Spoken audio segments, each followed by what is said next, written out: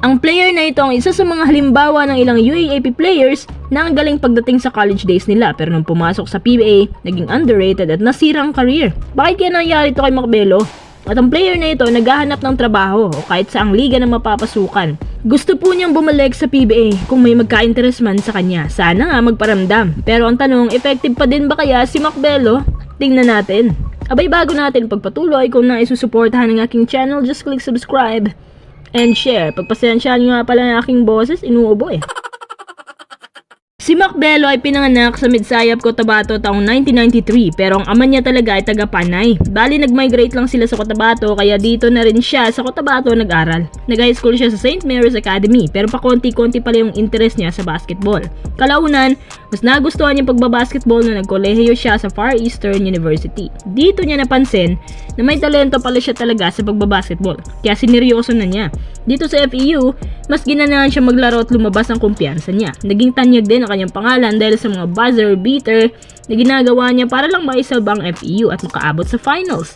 Isa sa mga halimbawa nito, nung tinalo nilang Lasal sa season 77 nang dahil sa winning 3-point shot niya nakabalik ang FEU sa finals. Kaso natalo nga lang sila ng NU Bulldogs pero napabilang naman siya sa UAAP Mythical 5. Season 78, another buzzer beater na ang ginawa niya nung naipasok ang second attempt shot under the basket laban sa Ateneo at nakapasok din sila sa finals.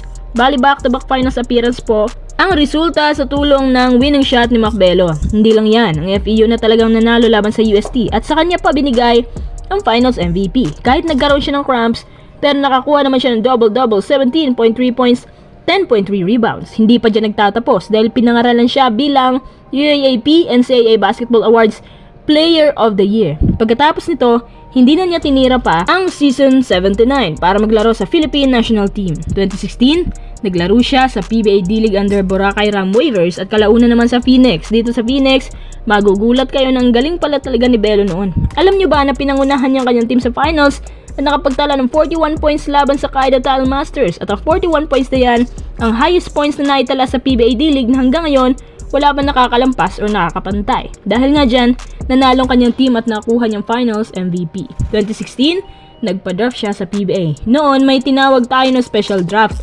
Yung mga nasa special draft, sila yung mga rookies na hinihiram para palaruin sa national team. Si Macbelo ang napila sa special draft na yan. By the way, sa PBA draft class na to, pinili naman siya ng Blackwater Elite. Unang salta pala niya sa Blackwater, 17 points na kaagad ang ambag niya. Tapos napabilang pa siya sa Mindanao All-Stars pero hindi nga lang siya nakapaglaro dahil sa meniscus tear. Sa punto din yun, nagsimula at lumabas ang mga samosaring injuries niya. Dahil nga meniscus talaga, halos buong Commissioner's Cup noon, pinaupo siya.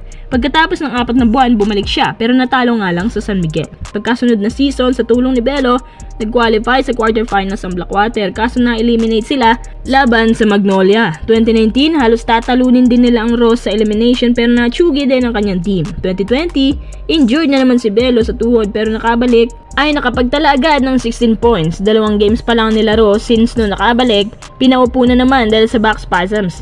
Taong 2021 na i-trade na siya sa Meralco at dito sa Bulls naging vital ang role niya dahil lumabas ang kumpiyansa niya under coach Norman Black. Dito siya nakakuha ng career high 27 points, 9 rebounds. Kaso, 2022 at 2023 naging free agent. Recently, binigyan siya ng chance ni Coach Yeng na maglaro sa kanila para maipakita na meron pa siyang pulso na natitira para sa shooting. Pero napansin din ng Ross na walang depensa si Belo. Wala na rin yung dati niyang shooting. Kaya tuluyan na rin siyang iniwan ng Ross. Nung huling 2 buwan, pinag-sign siya sa Zamboanga Valientes na naglalaro sa isang Asian tournament.